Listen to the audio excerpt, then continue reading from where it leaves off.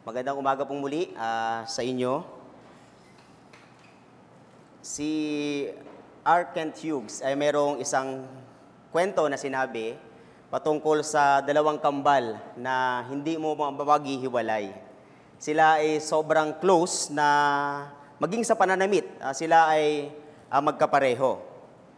Dahil sa kanilang closeness, ang sabi, ito ang dahilan kung bakit hindi na sila nagpakasal o hindi na sila nag-asawa. Nang mamatay ang kanilang ama, sila na yung namahala sa kanilang negosyo. At dahil sa kaabalahan sa negosyo, yung isang kapatid, yung isang kambal ay nakalimutan yung $1 o $1 doon sa itaas ng kaha. At siya ay umalis at nung makalipas ang isang oras, binalikan niya ito, wala na yung $1 doon. Kaya tinanong niya sa kanyang kapatid kung nakita ba niya yung $1. Ang sabi ng kapatid niya ay, wala akong napansin. Hindi ko nakita yung naiwan mong pera dyan. At naghiwalay sila, makalipas ang isang oras, tinanong niya ulit yung kapatid niya. Ngunit may kasama ng paghihinala. At tinanong niya ulit, nakita mo ba talaga? Hindi mo ba talaga nakita yung $1? At yung kapatid niya ay sumagot ng may pagalit. At ang dahilan, sila ay naghiwalay. Ang nangyari, dati isa lang yung kanilang tindahan, ngunit nahati na sa dalawa. At isang lugar pa din, pero mayroon ng hati sa gitna. Ang kanilang alitan ay tumagal ng hanggang 20 taon. Hanggang isang araw, mayroong isang sasakyan na huminto sa kanilang harapan sa tindahan nila at pumasok siya sa tindahan ng kanyang kapatid. At tinanong niya kung gaano nakatagal na nakatayo yung tindahan o yung negosyo niya doon. Ang sabi niya, ito ay 20 years nang nakatayo dito. Kung gayon, sabi nung pumunta ron, ikaw yung tamang tao na hinahanap ko. Kinuwento niya noong siya ay walang trabaho, siya ay palipat-lipat ng lugar. At nung nakapunta siya doon sa kanilang tindahan, ay sinabi niya na nakakita siya ng $1 sa taas ng kaha at yun ay kanyang kinuha. Sinabi niya na siya ay lumaki sa isang Kristiyanong pamilya at siya ay nabagabag sa kanyang nagawa. At sinabi niya na hindi ako magkakaroon ng kapayapaan hanggat hindi ko na ibabalik ang kinuha ko. Maaari ko na bang ibalik sa iyo ang pagkukulang ko? Nakita niya na yung kapatid ay umiiyak, humahagulgol. At sinabi niya, maaari mo rin bang itong ikwento sa kabilang tindahan? At sa loob ng 20 taon, doon lamang nagkaayos ang magkapatid. Hindi natin alam kung ang magkapatid ay mayroong paniniwala sa Diyos, ngunit ito ay nagpapakita na ang kanilang walang kahabagan at hindi pabagpatawad na puso ay nagsasabi na hindi nila naranasan ang kahabagan ng Diyos. Buksan po natin ang ating mga Biblia sa Mateo, Kabanata 5, mga talata 3 hanggang 12. Bagaman sa talata 7 lamang po tayo magpo-focus ngayong umagang ito. Ito po ang sinasabi ng salita ng Panginoon. Mapapalad ang mga dukha sa espiritu, sapagkat kanila ang kahabagan ng langit. Mapapalad ang mga nahapis, sapagkat sila ay aaliwin. Mapapalad ang mga mapagpakumbaba, sapagkat mamanahin nila ang lupa. Mapapalad ang mga nagugutom at nauuhaw sa katuwiran, sapagkat sila ay bubusugin. Mapapalad ang mga mahabagin, sapagkat sila ay kahabagan. Mapapalad ang mga may malinis na puso, sapagkat makikita nila ang Diyos. Mapapalad ang mga mapagpayapa, sapagkat sila ay tatawaging mga anak ng Diyos. Mapapalad ang mga inuusig dahil sa katuwiran, sapagkat kanila ang kaharian ng langit. Mapapalad kayo kapag kayo ay nilalait, inuusig at pinagsasabihan ng sari-saring kasamaan na pawang kasinungalingan dahil sa akin. Magalak kayo at magsaya, sapagkat malaki ang gantimpala ninyo sa langit, sapagkat gayon din nila inusig ang mga propeta na nauna sa inyo. Tinitignan natin dito yung Sermon on the Mount sa aking serye na kung saan ay tinawag na mapalad ng Panginoong Hesukristo. Alam natin na dito ay sinasabi ng Panginoong Jesus ang mga tanda na mga kabilang sa kanyang kaharian. Kumbaga ito yung marks ng mga citizens ng kanyang kingdom. Hindi ito mga utos na kailangan mong magkaroon ng ganitong katangian, kundi mga katotohanan na kung ikaw ay kabilang sa kaharian ni Kristo, ikaw na ay mayroon ng mga katangian na ito. Maaari din natin itong tawaging mga katangian o ebidensya ng kaharian dahil nilarawan dito ng Panginoon ang mga tunay na mga mananampalataya. Hindi ito mga katangian na maaari kang pumili na sapagkat una sa lahat, ang mga katangiang ito ay hindi nanggaling sa atin. Bagkus, katulad ng bunga ng Espiritu, ito ay ipinagkaloob sa atin ng Panginoon. Sa madaling salita, kung ikaw ay mananampalataya, ikaw ay pinagkalooban ng lahat ng katangian na binanggit dito ng Panginoon. Ikaw ay dukha sa Espiritu, nahahapis, mapagpakumbaba, nagugutom at nauuhaw sa katwiran, mahabagin, may malinis na puso, mapagpayapa at inuusig dahil sa katuwiran. Kung titignan natin ang mga ito bilang katangian ng mga tunay na mananampalataya, ito ay epektibong instrumento din upang suriin ang kalagayan ng ating puso sa harap ng Diyos kung tayo ba talaga ay na kay Kristo o wala. Dahil sinasalamin nito ang tunay na saloobin ng ating mga puso. Ang unang apat na beatitudes na tinignan po natin ay tumatalakay sa panloob na damdamin ng isang kabilang sa kaharian ni Jesus. Sila ay mga dukha sa Espiritu. Nalalaman nila na wala silang anuman, walang magagawa at hindi karapat-dapat sa harap ng Diyos. Ngunit bagaman sila ay dukha, sila ang tunay na mayayaman sapagkat ang Diyos lamang o ang mayroon sila na lumikha ng lahat ng bagay. Sila ay nahapis, nalulungkot sila sa kanilang kasalanan at tumitingin sila kay Kristo para sa kanilang kaaliwan. Sila ay maamo. Sila ay nagtataglay ng kapakumbabaan sa Diyos, nagpapailalim sa kanyang pamamahala sa kanilang buhay. Sila ay gutom at uhaw sa katwiran. Tumitingin sila kay Kristo na kung saan ay magpupuno sa kanila para sa kanilang kabanalan. Kung ang apat na ito ay tumutukoy sa panloob na damdamin natin tungo sa Diyos, kung paano natin tinitignan ang ating sarili sa harap ng Diyos, ang sumunod na apat na mga mapalad ay mga bunga naman nito. Tinignan natin nung huli yung pang-apat na mapalad dito, yung gutom at uhaw sa katwiran. Ito ay mayroong malapit na ugnayan sa sumunod na mapalad dito. Dahil binubusog ng Diyos ng katuwiran ng kanyang mga anak, pinupuno sila ng kanyang biyaya. Ang resulta, sila ay nagpapakita ng habag sa kanilang kapwa. Sila ay nagiging mahabagin.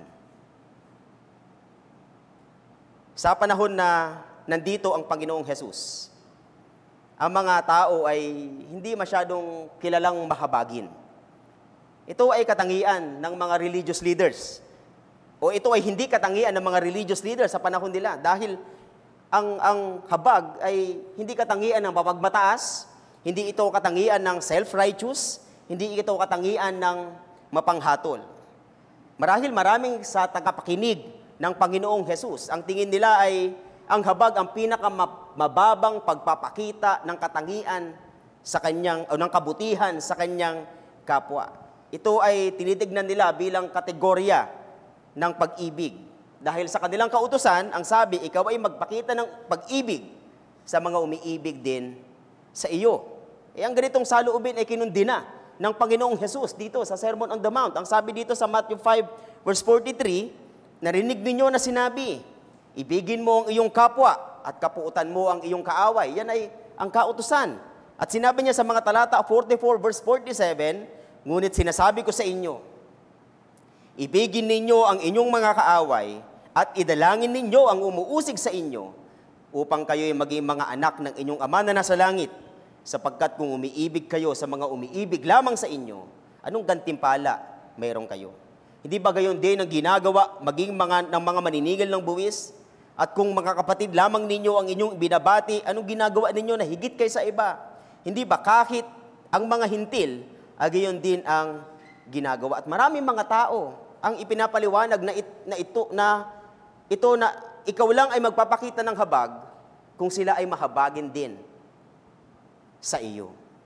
Sa ginagalawang bundo natin, pinakahuli ang pagpapakita ng kahabagan. Tinawag nga ito ng isang Roman philosopher na kinote ni MacArthur na the disease of the soul. Ang kahabagan ang pinakamataas na tanda ng kahinaan para sa kanila. Para sa mga Romano nga, ito ay tanda ng pagiging hindi tunay na lalaki.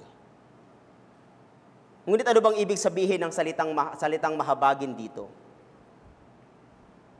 Ang kahabagan ay kagandahang loob, pagmamalasakit ng puso, at kabaitan na naghihikayat sa isang tao upang tulungan ang kanyang kapwa at maibsan ang kanyang pagdurusa. Ito ay pagtulong sa isang nahihirapan upang maibsan ang kanyang kaawa-awang kalagayan. Sa Greek at English ay mayroong tatlong malalapit na salita na ang ibig sabihin ay kahabagan. Yan ay mercy, pity, at compassion. Ngunit ang salitang ginamit ng Panginoong Hesus dito ay higit doon sa nakakaramdam ka lang ng awa sa iyong kapwa dahil sa mahirap niyang kalagayan. Kundi ipinapakita nito na hindi ka lamang nakakaramdam ng awa, ngunit ikaw ay nakilos upang tulungan ang iyong kapwa. Yan po ang kahabagan. Ang sabi nga ni Martin Lloyd-Jones, being merciful does not mean only feeling pity. It means a great desire and indeed an endeavor to do something to relieve the situation.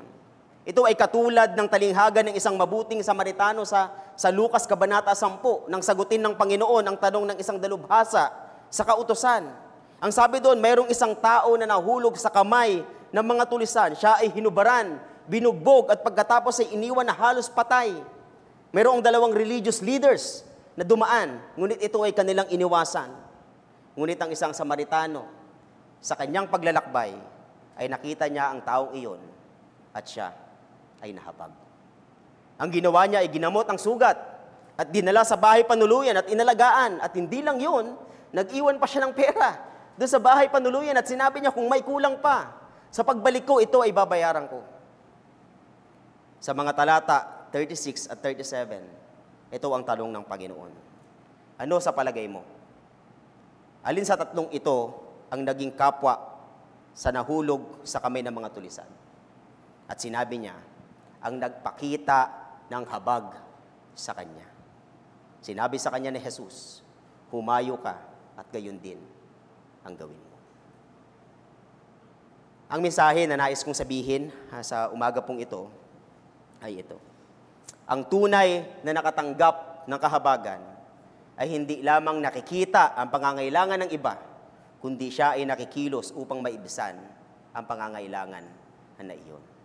Ang tunay na nakatanggap ng kahabagan ay hindi lamang nakikita ang pangangailangan ng iba, kundi siya ay nakikilos upang maibsan ang pangangailangan na iyon. Dalawang bagay po ang nais kong sabihin sa mensahe natin. Una, ang nakatanggap ng kahabagan, at pangalawa, ang nagpapakita ng kahabagan. Una po, ang nakatanggap ng kahabagan. Ang makaramdam ng kahabagan, ng awa sa isang tao na nahihirapan, ay hindi pa pagpapakita ng kahabagan na tinutukoy ng Panginoong Hesus dito. Dahil katulad ng Samaritano, na ginawa ng Samaritano sa isang taong binugbog at tinakawan ng mga tulisan, hindi lamang siya naawa sa kahabag-habag ng kalagayan ng isang taong iyon. Ngunit ang kanyang awa ay nasundan ng gawa.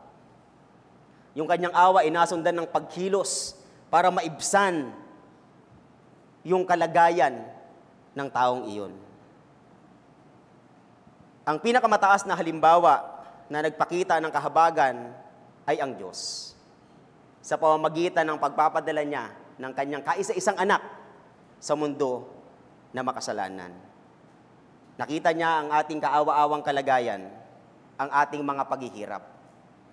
Bagaman ganun ang ating kalagayan, hindi rin lingid sa kanya ang dahilan ng ating mga kahirapan. Hindi ilingid sa Kanya ang pagsuway natin ng paulit-ulit sa Kanyang kautusan, ang ating pagiging rebelde sa Kanyang kalooban, ngunit ang pagiging mahabagin ng Diyos. Ang siyang nagtulak sa Kanya upang ang ating kahirapan dahil sa kasalanan ay maibsan. Ang Diyos ay nahabag. Ang Diyos ay mahabagin. Kaya ipinadala niya ang Kanyang kaisa-isang anak upang maibsan ang kalagayan ng isang makasalanan. Ang Panginoong Jesus ay nagpakababa upang harapin ang ating kalagayan. Isang Diyos na makapangyarihan na sinasamba ng mga anghel ay isinilang bilang isang sanggol.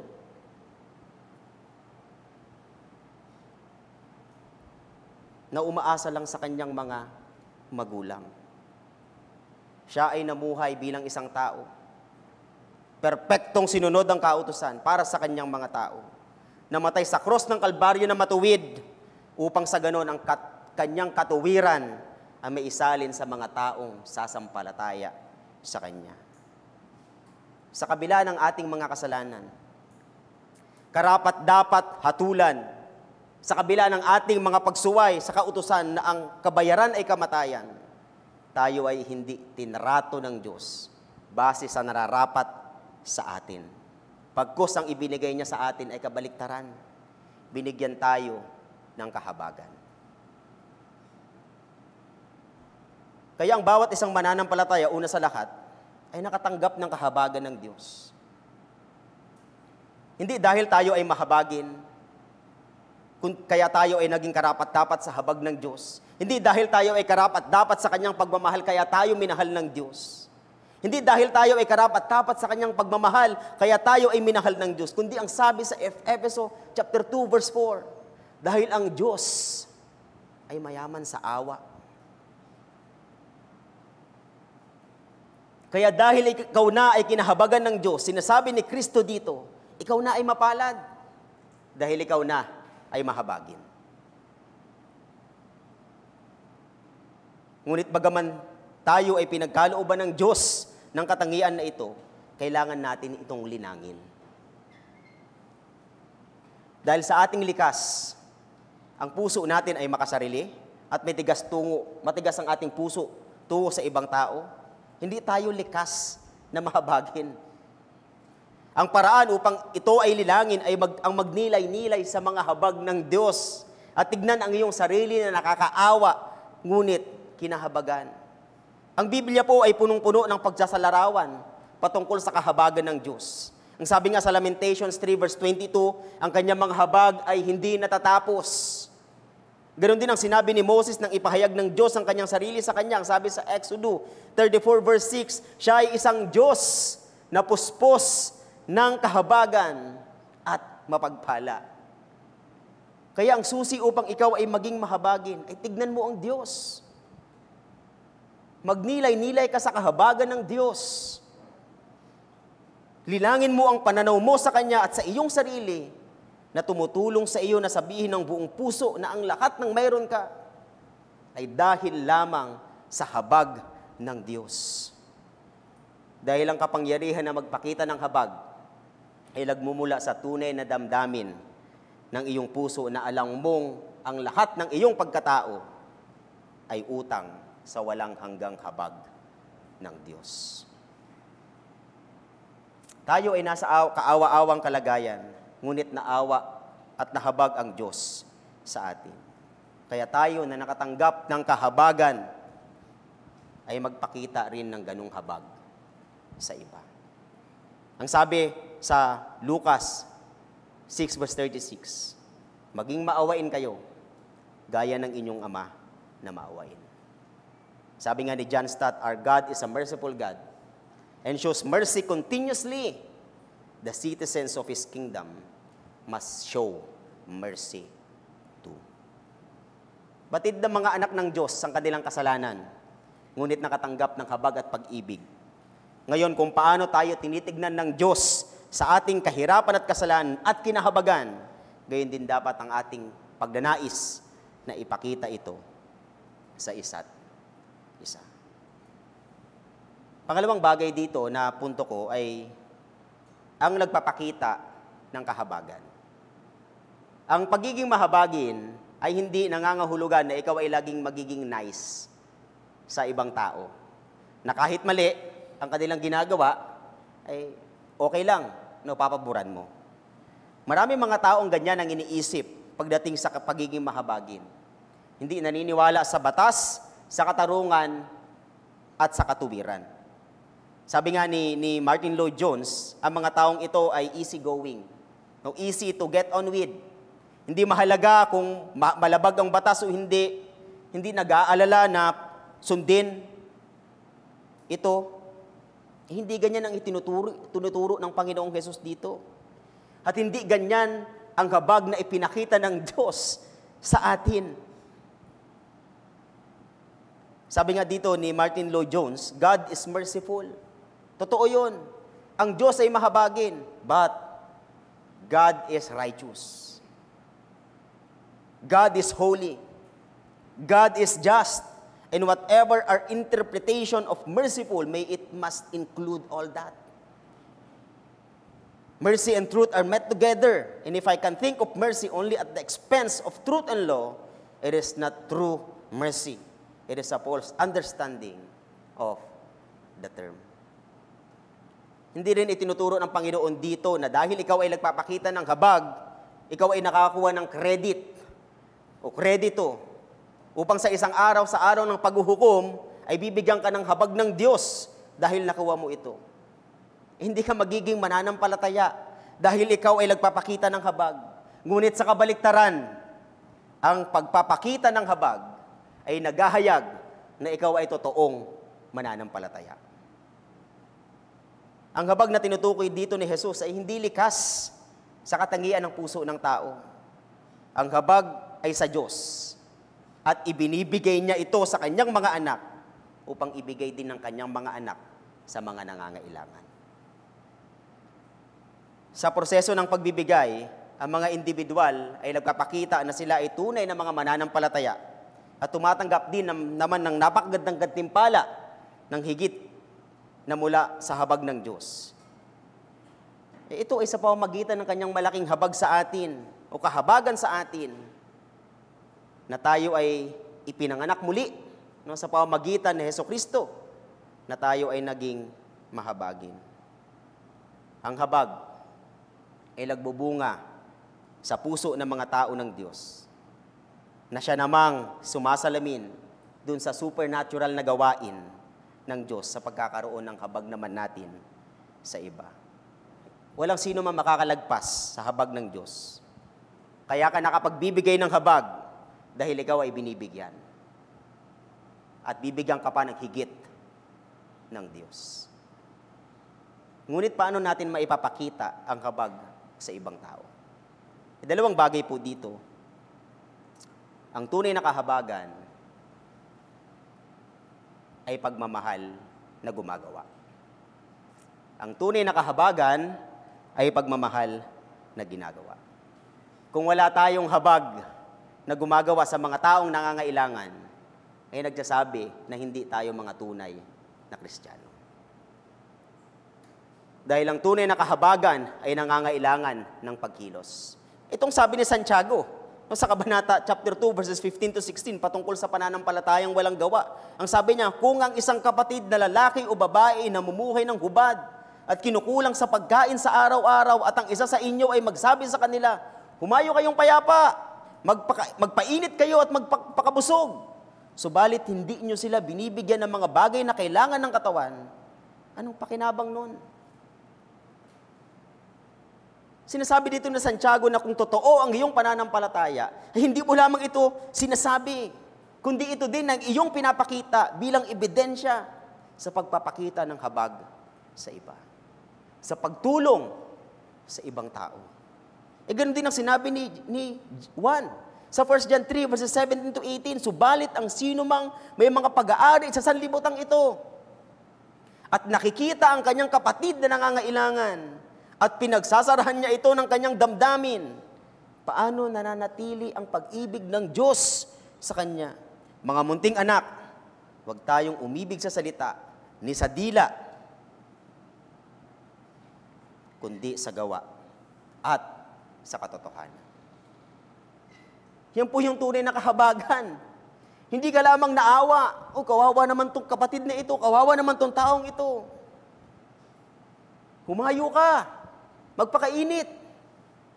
Hindi. Ang tunay na kahabagan, naawa ka at yung awa mo ay nasundan ng kilos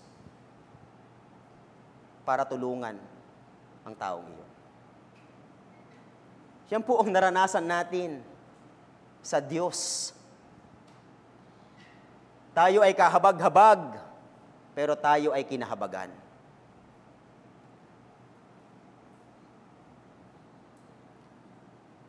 Para mas maunawaan natin ito, may nagbigay ng ilustrasyon patungkol sa isang 19th century preacher nang madaanan niya ang isang kaibigan na namatayan ng isang kabayo. Habang ang mga tao ay nakapalibot at nakatingin lamang na nakikisimpatya sa nakakaawang kalagayan ng may-ari ng kabayong ito, yung preacher ay humakbang paharap at sinabi sa mga tao, "I am sorry, 5 pounds." Sabi niya, nilagay niya iyon sa sombrero. "How much are you sorry?" At pagkatapos ay ipinasa niya ang sombrero na pinaglagyan niya ng pera. Yun po yung tunay na kahabagan. Marami tayong makikitang talata sa Biblia patungkol sa pagpapakita ng awa at habag sa pangangailangan, sa mga nangangailangan. Ang sabi sa Levitico, binasa natin kanina, chapter 19, verses 9 to 10, kapag inyong ginapas ang anihin na inyong lupain, huwag ninyong gagapasan ang inyong bukid hanggang sa mga sulok nito. Sabi, huwag mong simutin, huwag ninyong titipunin ang mga nalaglag sa inyong ginapasan. Huwag uubusin ang bunga ng inyong ubasan, huwag ninyong titipunin ang mga nalaglag sa inyong ubasan, iiwan ninyo ang mga iyon. Para kanino? Para sa mga dukha at sa dayuhan. Ako ang Panginoon niyong Diyos. Ang sabi sa awit 41 verse 1, ang sabi, mapalad siya na nagbibigay pansin sa dukha. Ililigtas siya ng Panginoon sa araw na masama. Ganoon din ang sinabi ni Pablo sa Galatia 6 verses 9 to 10. At huwag tayong manghinawa sa paggawa ng mabuti, sapagkat sa takdang panahon ay mag-aani tayo kung hindi tayo manlulupaypay. Kaya't habang may pagkakataon, gumawa tayo ng mabuti sa lahat, lalong-lalo na sa mga kabilang sa sambahayan ng pananampalataya. Ang salita ng Diyos ay mayaman sa mga ebidensya pagdating sa pagtulong at pagpapakita ng habag sa pisikal na pangangailangan ng iba. Ngunit hindi lamang dapat natatapos doon sa pisikal na pangangailangan ng iba. Ngunit higit sa kanilang espiritual na buhay. Sapagkat ang sabi ng Panginoon, anong papakinabangan ng tao? Makuha niya man ang mundo. Magkaroon man siya ng mga bagay-bagay dito sa mundo. Ngunit mapapahamak naman ang kanyang kaluluwa. Kaya, kung tignan natin ang magpakita ng kahabagan ang Diyos, ay hindi niya lamang iniisip na tugunan ang ating pisikal na pangangailangan. Ngunit ang pinakamataas na ekspresyon ng kanyang pagpapakita ng kahabagan ay ang kaligtasan ng isang makasalanan. Kaya hindi dapat natin nihiwalay ang ebanghelyo sa pagtulong sa kapwa. Dahil ito ang higit nilang kailangan.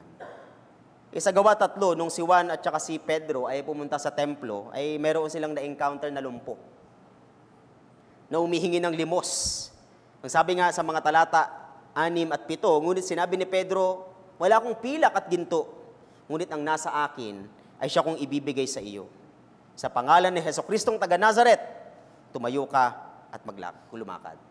Kanyang hinawakan siya sa kanyang kamay at siya'y itinindig at agad na lumakas ang kanyang mga paa at mga bukong-bukong. Bagamat makikita natin dito na natugunan ni Pedro at Juan ang pisikal na pangangailangan ng lumpo, ginawa nila ito sa pangalan ng Panginoong Jesus. At ang pangyayaring ito ay ginamit nila upang ipahayag ang ebanghelyo ng Panginoong Hesukristo. Kaya ang layunin sa pagtulong natin sa kapwa ay ang kaharian ng Diyos. Sa pamamagitan ng pagpapahayag ng Ebanghelyo, tayo ay tumutulong upang lumawak ang kaharian ni Kristo. Tayo ay tumutulong sa mga misyonero sa pamamagitan ng pagbibigay ng suporta sa kanila. Marahil minsan ito ay mabigat sa atin, ngunit kung ang layunin ay maipahayag ang Ebanghelyo, maligtas ang makasalanan, bakit tayo magsasara ng kamay? Maging bukas palad tayo sa mga nangangailangan sapagkat ito ang naranasan natin una sa Diyos. Tayo iginawa ng Diyos ng mga katiwala ng lahat ng ibinigay niya sa atin at pinapakita natin ang kanyang habag na ito sa iba sa pamamagitan ng pagbibigay natin upang matugunan ang higit nilang pangangailangan. Yan ay maligtas sa kanilang mga kasalanan. Yan ay makilala nila si Kristo bilang kanilang Diyos at tagapagligtas. Yun ay mapabilang sila sa kaharian ng Diyos. Yan ang layunin. Bakit ka magiging mahabagin sa iyong kapwa? Pangalawa dito na pagpapakita ng kahabagan ay pagmamahal na nagpapatawad. Kung ayaw nating magpakita ng habag sa pamamagitan ng pagpapatawad, hindi tayo mga Kristiyano. Dahil ang sabi sa Colossians 3 verse 13, pagtiisan ninyo ang isa't isa, at kung ang sino man ay may reklamo laban sa kanino man, magpatawaran kayo sa isa't isa. Kung paanong pinatawad kayo ng Panginoon, ay gayon din naman ang inyong gawin. Sa kabaliktaran, kung hindi ka nagpapatawad, ay hindi ka pa totoong napatawad. Sabi nga dito ni R. Kent Hughes, it is frightening to maintain that we cannot be truly forgiven unless we have forgiving spirits. But it is true, because when God's grace comes into our hearts, it makes us merciful. Forgiveness demonstrates whether we have been forgiven. So the telling line is this: if we refuse to be merciful, there is only one reason. We have never understood the grace of Christ. We are outside of grace and are forgiven.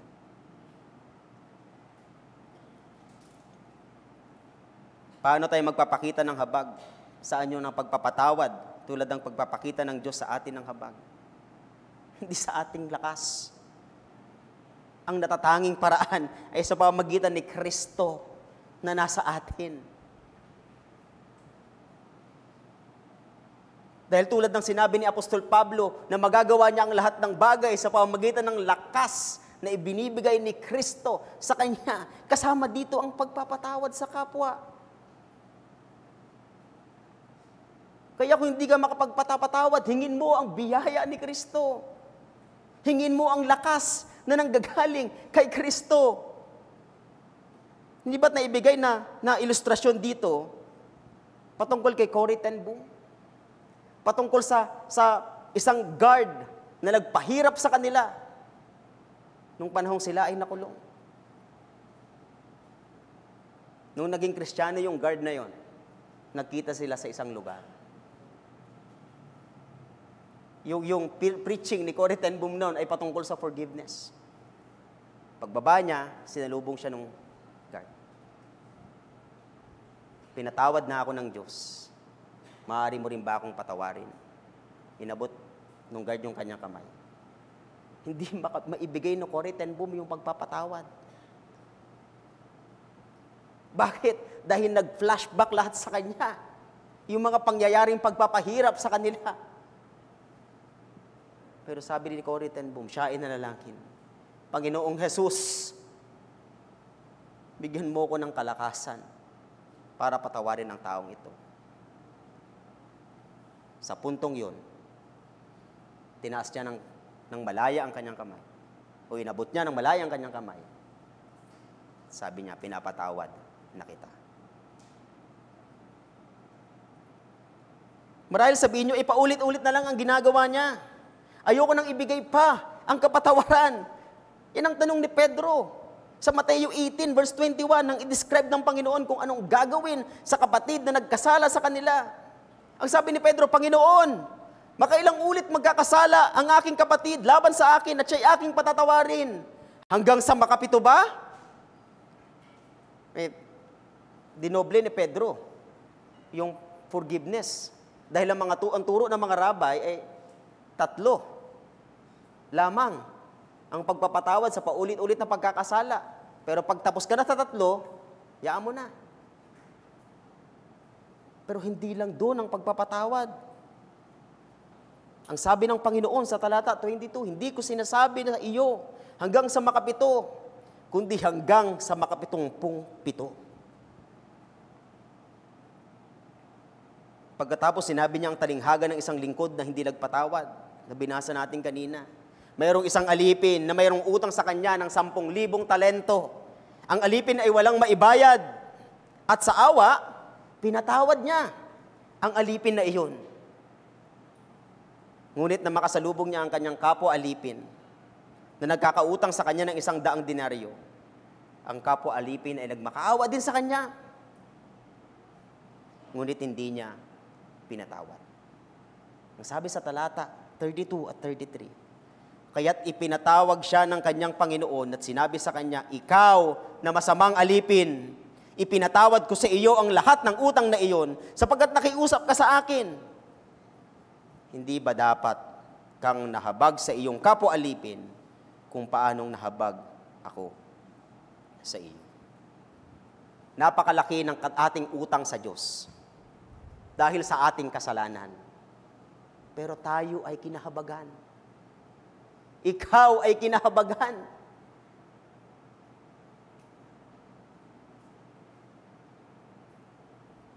Kaya bilang nakatanggap ng habag ng Diyos, ay nangangailangan na magpakita rin tayo ng habag sa iba.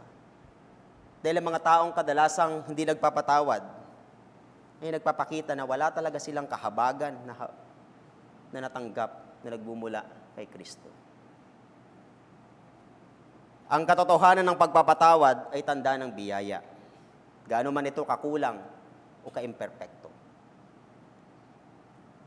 Ang aral dito ay kung tayo ay totoong Kristiyano, kayang-kaya nating magpatawad. Kahit gaano pa kalalim ang nagawang pagkakasala ng ating kapatid.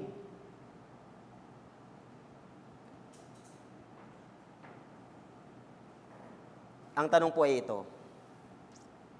Ang tanong ay hindi kung ikaw ba ay mahabagin. Dahil kung sinasabi mong ikaw ay Kristiyano, ikaw ay mananampalataya ni Kristo, ikaw na ay mahabagin. Mapalad ka na dahil ikaw na ay mahabagin. Ngunit sa kabila ng mga habag na ibinibigay sa iyo ng Diyos, ito ba ay napapakita mo sa pamamagitan ng pagtulong sa kapwa na nangangailangan at pagpapatawad sa nagkasala sa iyo.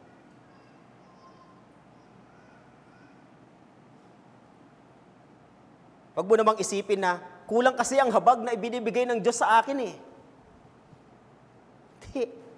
Ang sabi sa binasa natin kanina, ang habag ng Diyos ay hindi nauubos. Ito ay bago lagi tuwing umaga. Sa paggising mo sa umaga, mayroong habag ang Diyos sa iyo. Dahil ito ay bago lagi tuwing umaga. It is always fresh. For you, na kanyang kinahabagan.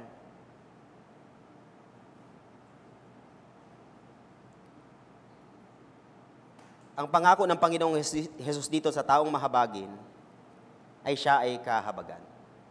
Mapalad ang mahabagin sapagkat siya ay kahabagan.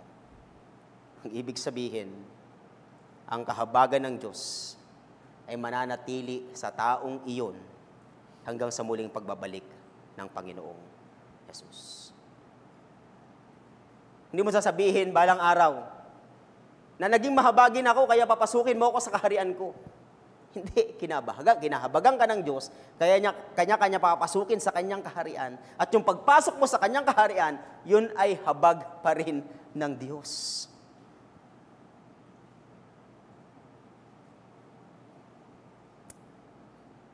Balang araw, sa muling pagbabalik ni Jesus, ang sabi ni Thomas Watson, "It is the only merciful who have good security in heaven.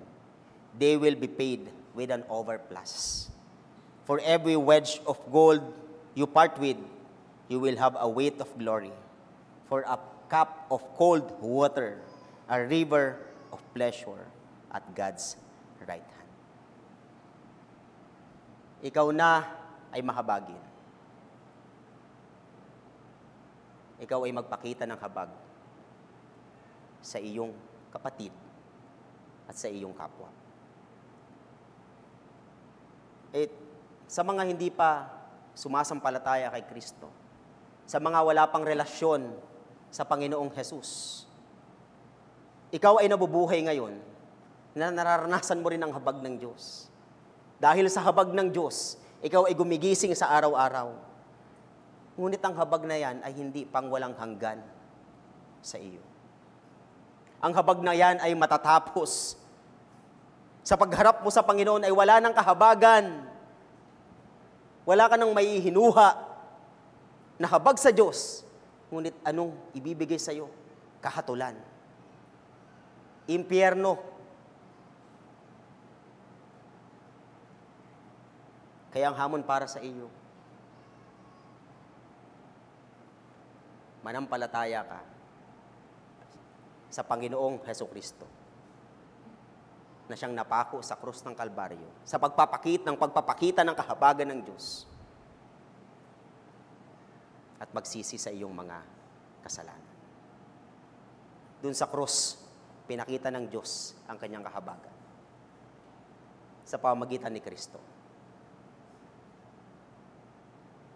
At yung ginawa niya sa krus, ito ay inaalok sa iyo bilang makasalanan upang ikaw din ay mapatawad at tawaging mapalad ng Panginoong Hesus dito. Maaaring sinasabi mo, tumutulong naman ako sa kapwa. Nagpapakita naman ako ng habag sa kanila. Hindi po yan sapat para sa kaligtasan ng iyong kaluluwa. Kailangan mo ang ginawa ng Panginoong Jesus. Kaya ikaw ay manampalataya sa Kanya at magsisi sa iyong mga kasalanan. Sa ating mga mananampalataya,